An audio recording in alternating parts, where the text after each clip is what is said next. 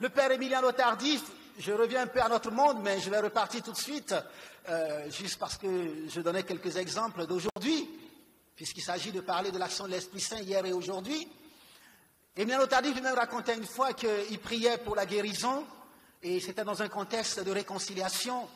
Et voici que, justement, à un moment donné, il prie pour une femme. La femme tombe, pouf, dans le repos, dans l'esprit. Il prie pour un monsieur. Le monsieur se retourne et il tombe sur la femme, boum. Mais en fait, pendant toute la session, les deux étaient en palabre. Depuis quelques jours, ils ne se parlaient même pas. Mais comme ils faisaient partie du groupe du renouveau, ils sont venus quand même à la prière. Ils n'arrivaient pas à se réconcilier car parfois, on peut arriver dans nos discussions à des formes de chemin de non-retour et il faut parfois une troisième personne pour intervenir. Mais cette fois-ci, c'était le Saint-Esprit même qui est venu régler les problèmes. Il est tombé sur la femme, ça faisait rire à tout le monde et les gens sont venus un peu pour les détacher parce que ça paraissait bizarre, mais on s'est rendu compte que c'était monsieur et madame. Quand ils se sont réveillés, ils se sont regardés et ils ne pouvaient pas faire autrement, ils se sont réconciliés. Oui, chers frères et sœurs, le Seigneur est plein d'humour, mais en même temps, il agit en vérité. Oui, aux noces de Cana, le Seigneur va manifester que cette plénitude, nous en avons toujours besoin. C'est pourquoi le symbole des 6 jarres, qui est là et qui traduit un chiffre d'incomplétude, c'est-à-dire de manque de plénitude, va être complété par une 7e jarre. Mais on n'en parle pas ouvertement. Cette 7e jarre, c'est Jésus lui-même. Et le chiffre 7 dit la plénitude. C'est Jésus qui va dire, remplissez ces jarres. Et Marie avait déjà dit aux disciples, aux apôtres, plutôt aux servants, faites tout ce qu'il vous dira. Ils ont dans l'obéissance pour agir. Et Jésus pose son action. C'est lui la 7e jarre qui veut nous combler durant cette semaine. Car nous sommes ici comme des ossements desséchés, certes, mais il y a aussi le symbole du manque de plénitude qui est signifié. Nous sommes comme des tombeaux vides, des tonneaux vides, je voulais dire, des tonneaux vides qui ont besoin d'être remplis. Nous sommes comme des hommes et des femmes qui vivent une sorte de manque, un manque qui se trouve beaucoup plus au niveau spirituel qu'au niveau matériel, car on peut avoir toutes les richesses du monde, mais si on n'a pas Dieu, on est vide. C'est pourquoi Saint Paul lui-même le dira en 1 Corinthiens au chapitre 13, que lorsque nous parlerons des langues nouvelles, celles des anges et des hommes, mais si nous n'avons pas l'amour, c'est-à-dire l'amour qui est la manifestation entre l'amour, l'Esprit Saint qui est la manifestation de l'amour qui existe entre Dieu le Père et le Fils, si nous n'avons pas cet amour, nous serons comme des cymbales retentissantes. Ils font beaucoup de bruit, mais il n'y a rien dedans.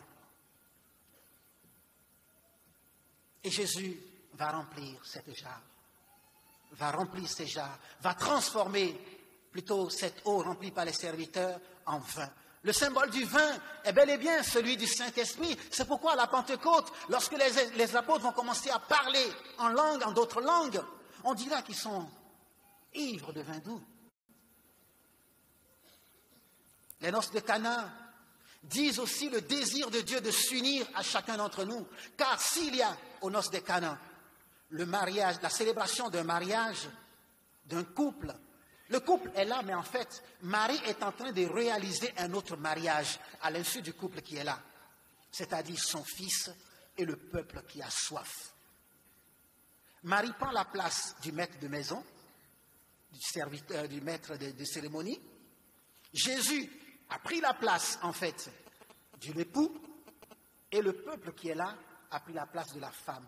En fait, Marie venait de réaliser un mariage entre son fils et le peuple, comme elle veut réaliser un mariage continuel et continué entre son fils et chacun d'entre nous. Et ce mariage se fait par la réception du vin nouveau. Une réception ponctuelle mais une réception toujours continuelle à travers ce que nous appelons de nouvelles effusions du Saint-Esprit. La délivrance des possédés dit cela. Et pourtant, chers frères et sœurs, cette Pentecôte nouvelle, c'est à nous de la traduire aussi aujourd'hui dans notre vie au quotidien. Et les apôtres l'ont fait. Pierre a fait sa part. Paul a fait sa part, en instaurant même des communautés vivantes, des communautés charismatiques, car il était un vrai leader qui, partout où il allait et prêchait la parole de Dieu, avant de s'en aller, il constituait une communauté qui pouvait continuer l'œuvre. Comme ça, lui, il devenait un formateur qui forme de nouveaux formateurs. Voilà la dynamique dans laquelle nous devons être en tant que membres du renouveau charismatique qui vivent de la présence du Saint-Esprit, qui ne sont pas des leaders qui disent « après moi le déluge » et qui maîtrisent tout et qui veulent tout gérer, empêchant les autres de manifester leur charisme, car il y a une façon de vivre dans le Saint-Esprit, et je ne dirais pas que c'est vivre dans le Saint-Esprit, finalement, qui est une forme de déchéance progressive, mais à l'extérieur, on a l'impression qu'on est élevé. À un sommet, le malin enlève la main et on tombe. Bah! Alors lui se met à rire. Son rire est toujours sarcastique. Quand nous sommes des leaders et qu'après nous, toute la communauté va mal, c'est que nous n'avons pas accompli notre travail correctement. Il faut savoir former des formateurs. Et même quand vous partez, vous voyez que l'œuvre continue. Et même celui qui vient après vous fait mieux que vous. Ça doit être votre joie. Ma joie, c'est de voir que celui que j'ai formé fait mieux que moi. Il doit avoir cette saine émulation, ce désir de sainteté, où on se stimule les uns les autres, où on a envie de devenir même plus saint que l'autre. Mais pas dans une forme de concurrence morbide, mais la concurrence qui est une façon de dire, tu m'as tiré jusque-là, maintenant tu es fatigué, c'est moi qui te tire aussi, et je me mets devant. Comme les oiseaux migrateurs, lorsqu'ils volent, il y a toujours un qui est à la pointe et qui tire les autres. Ils s'envolent, ils bravent le vent, le courant, et ils vont jusqu'à atteindre leur objectif. Mais pendant la traversée, celui qui est devant, quand il est fatigué, il passe à la queue. Et ainsi, il ne reçoit pas le vent en plein visage, et celui qui était en second passe devant. Ou plutôt celui qui était derrière passe devant. Et il tire les autres. Oui, c'est ça, se tenir les uns les autres. Je te tire sur le chemin de la sainteté. Il arrivera peut-être des moments où je vis des moments de croix, de douleur, des moments même de paresse, d'assédie spirituelle. Mais alors, l'autre te tire. Alors laisse-toi tirer. Ne fais pas l'orgueilleux. Rappelez-vous Samuel et David. Saül et David. Quand il avait commis son forfait et que Dieu l'avait démis, on nous dit qu'il était toujours roi, mais Dieu savait, et lui aussi savait dans son cœur, que Dieu avait déjà lui avait déjà retiré la royauté. Et pourtant, il était toujours roi. Mais au-dedans, il n'y avait plus rien. Jusqu'à ce que David surgisse. Et même David n'a pas voulu porter la main à loin de Dieu. Oui, soyez heureux de voir que ceux que vous formez deviennent meilleurs que vous. Deviennent d'excellents prédicateurs, des gens qui déploient leur charisme pour que la communauté avance et qui le font aussi dans l'humilité et dans la vérité. Soyez heureux, car pour être heureux, dira Sainte Thérèse de l'Enfant Jésus, il faut faire le bonheur des autres. Plus tu rends l'autre heureux et plus tu deviens heureux. Plus tu fais le bonheur de l'autre et plus tu deviens toi-même plein de ce dynamisme et de ce bonheur-là. Chers frères et sœurs, nous ne pourrons pas terminer en citant donc l'action de tous ces saints qui ont jalonné l'Église et qui ont montré leur action, leur vie dans le Saint-Esprit. Nous ne pourrons pas manquer de citer aussi le Concile Vatican II, qui a été un véritable moment fantastique dans l'histoire de l'Église et de l'écuménisme, un moment fort d'un renouveau du Saint-Esprit à travers cette docilité à l'esprit de celui qu'on a appelé le bon pape, le pape Jean XXIII, canonisé dernièrement, donc saint. Alors qu'on lui dit, mais c'est trop rapide, le temps que tu nous donnes pour organiser le concile est trop rapide, on ne peut pas en 3 ou 4 ans. Il dit non, si vous dites que c'est trop rapide, ça veut dire qu'il faut le faire l'année prochaine, ou bien en 2 ans. Et il a raccourci, on dit, mais On dit, c'est trop, il faut augmenter, toi tu diminues. Et oui, il l'a fait. Et l'Esprit Saint a soufflé dans l'Église, créant une certaine forme d'ouverture. On est sorti d'une forme de crispation, où on a laissé l'Esprit Saint agir. Et puis, dans les années 68, voilà que, à travers un renouveau qui balaie l'Église, qui souffle au cœur de l'Église, à l'université de Dickens, nous avons vu comment la méditation des Saintes Écritures, et particulièrement les Actes des Apôtres, ont permis de saisir que dans les Écritures sont contenues la parole de Dieu qui donne vie, car la parole est esprit et vie. Ces étudiants se sont mis donc à parler en langue, à vivre les manifestations de l'Esprit Saint, et ils ont communiqué leur grâce au monde entier. Car ce que tu reçois, ne le garde pas pour toi, car le monde a besoin de ce feu nouveau pour qu'il soit embrasé. Ce n'est plus le moment de tourner en rond et de regarder notre nombril et nos petits problèmes. Les vrais problèmes sont ailleurs. Et puis, nous verrons comment les papes eux-mêmes, à travers leur don d'eux-mêmes et leur vie dans la vérité, le pape Jean-Paul II a manifesté pleinement cette dimension charismatique, éblouissante, tellement éblouissante qu'il fallait que le pape Benoît XVI vienne manifester aussi la dimension hiérarchique, charismatique et hiérarchique. Car il fallait recanaliser certaines choses qui étaient un peu trop explosives. Il fallait canaliser pour qu'on retrouve cette stabilité. Stabilité et dynamisme sont les deux réalités qui doivent toujours nous conduire. Il ne faut pas simplement rester à l'extérieur, il faut aussi revenir à l'intérieur. Il ne faut pas rester simplement dans l'action, mais il faut aussi demeurer dans la contemplation. Oui, chers frères et sœurs, aujourd'hui c'est à nous qu'est donnée cette réalité à vivre. C'est à nous de vivre dans cette vérité de l'esprit. C'est à nous de redécouvrir encore et encore cette personne qui marche avec nous, qui habite au-dedans de nous, qui vit avec nous, qui nous accompagne, comme Dieu lui-même a accompagné le peuple d'Israël, la nuit dans la colonne de feu, le jour dans la nuée, lui manifestant sa présence constante et effective, lui qui est vivant pour les siècles des siècles.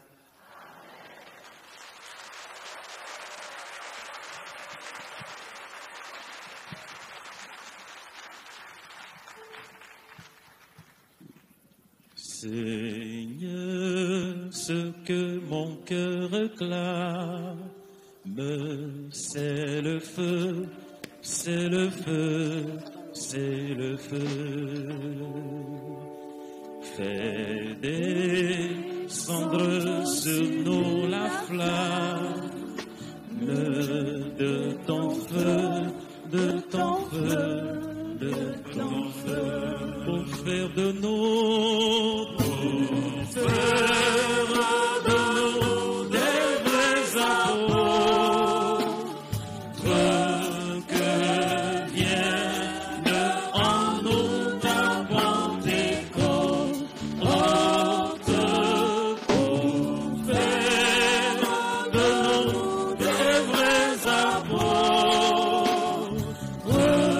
par le feu, par le feu, par le feu, pour faire de nous, des vrais apôtres, que vienne en nous ta Pentecôte, faire de nous des vrais apôtres,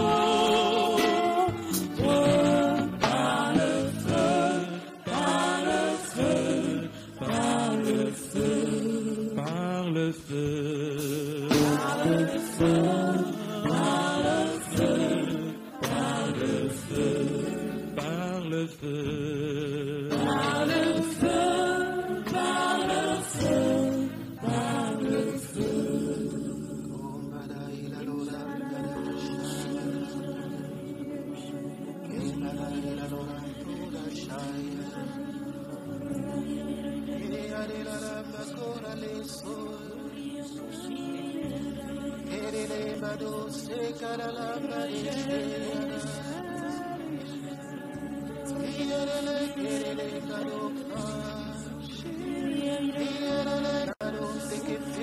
Shine. sariotale. Oreheya lezotare sharala. O mere la lontere fakora le. Hiele lego sariombara ilale sharala kariot. Ko bare sere le kero ontara ilale. Corrabala ila roto superior tale fada elibe coralle sheyara hirele ya dulce hirele ya dulce re bada ila le cobaro la leta rinsa kere fadusha yere soyara ibana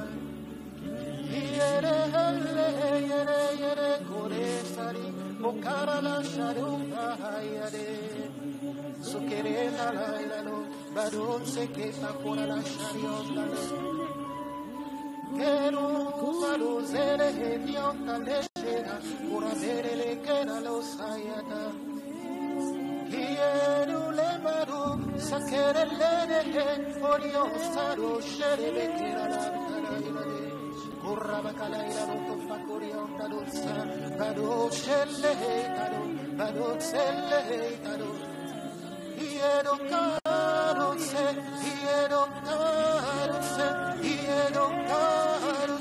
helle bedo sarala, helle bedo sharala ila dulsa. Kore vera la kaduse kala ila de. Carome lau farula le sonion daribe heyare hirele corala sherefado se le quiere le barose ora lumara la roto socorila la farola le ora para la roto socoria la cara ila le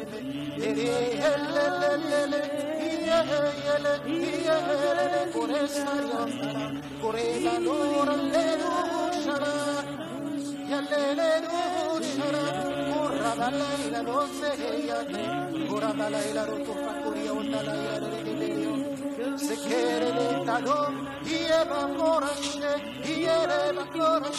alumna haya rose alumna harala de sore Uramba haila de seriontalo che ieba rola sherala carumelo sere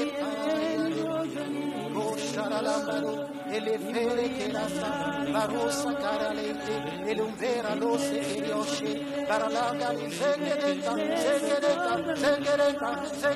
libere shari, birelle lo shayare, birelle lo shayare, socchere le scereletta, se ribarai la roco da corionda la vita. Corra la carela roto socoria vedere Socara la regna bacariota resce e lionde non sa e lionde non sa ille tocara e lion se le barusce parola levere le corazza oroga hairale socchere le che non sa e tocara la shariete Quiero corale caraira roto socoria la caraira del por la querio seno caralai seno quiere le sacaruna le scene de che lampario va rompere le cosa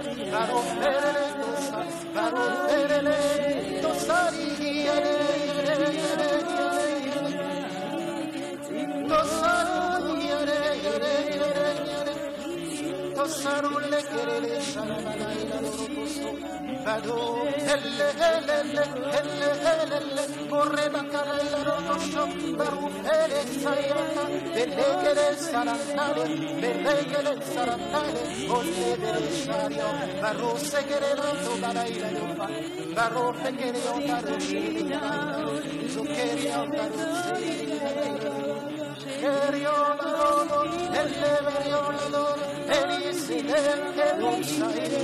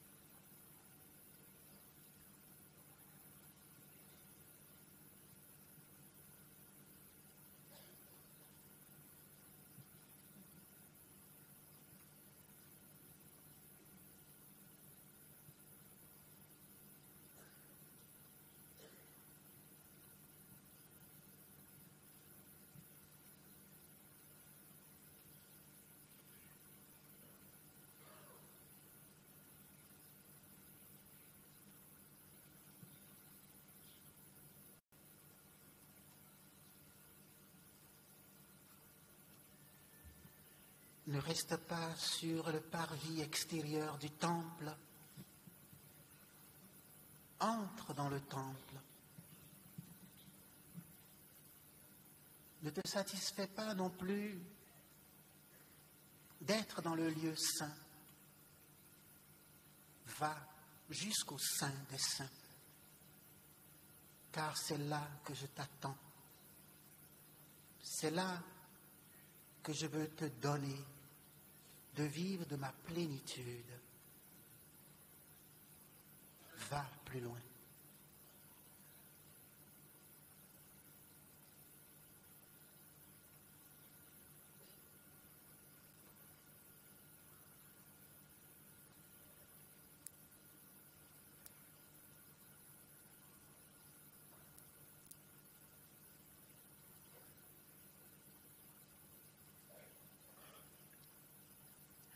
Ô Père, sans ton esprit, nous ne sommes rien. Sans ton Esprit Saint, nous ne pourrons accomplir les œuvres que tu nous invites à mener au cœur de l'humanité comme des témoins de ton amour, comme des témoins de ta lumière. Tu nous veux sel de la terre et lumière du monde à ta suite. Mais comment saluerons-nous la terre si notre sel vient à s'affadir? Donne-nous, Seigneur, de ce sel nouveau.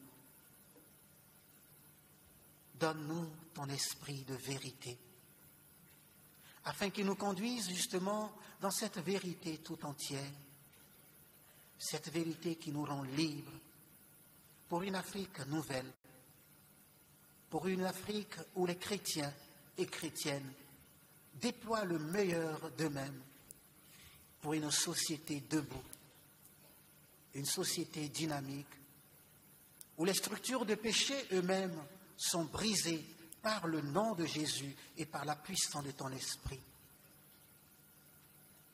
Oui, Seigneur, telle est cette Église nouvelle que tu veux faire se lever. Nous tendons les mains vers toi pour que tu nous saisisses et que tu nous fasses entrer dans la maison du Père et sur cette terre donc, dans la gloire de celui qui nous conduit. Apprends-nous à nous abîmer en toi et à demeurer en toi afin de porter du fruit et un fruit qui demeure. Gloire à toi, Seigneur. Gloire à toi, Seigneur. Nous demandons l'assistance de la Vierge Marie, elle qui a gardé en son sein cette intimité avec toi et qui a attiré par sa présence le Saint-Esprit au Cénacle. Ô Marie, apprends-nous à marcher dans les voies de ton Fils et à vivre continuellement des motions du Saint-Esprit. Je vous salue, Marie. Le Seigneur est avec vous. Vous êtes bénie entre toutes les femmes, et Jésus, le fruit de vos entrailles, est béni. Sainte Marie, Mère de Dieu, priez pour nous pauvres pécheurs, maintenant et à l'heure de notre mort.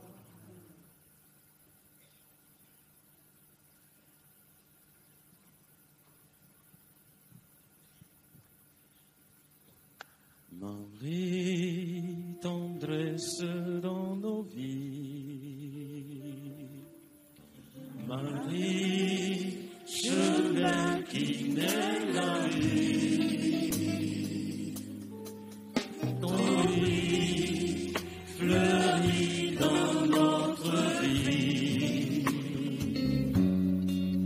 Merci pour ce cadeau béni. Marie, tendresse dans nos vies. Marie, chemin qui mène à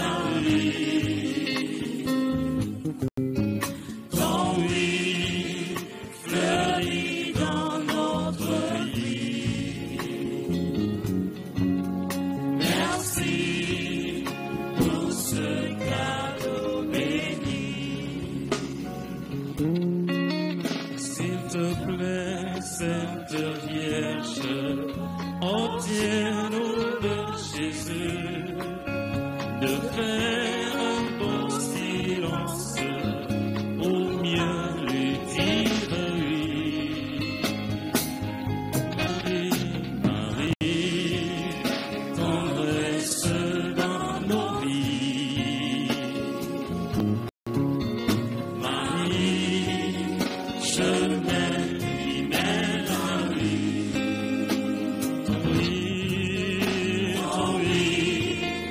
Fleuris dans notre vie. Merci, Maman Marie. Merci pour ce cadeau béni.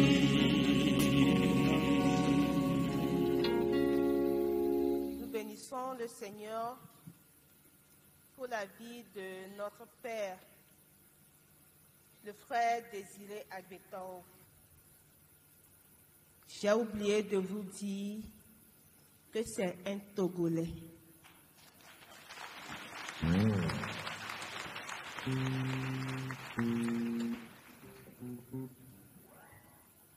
Les propriétaires des voitures 53-54 AX, 84-65 AQ,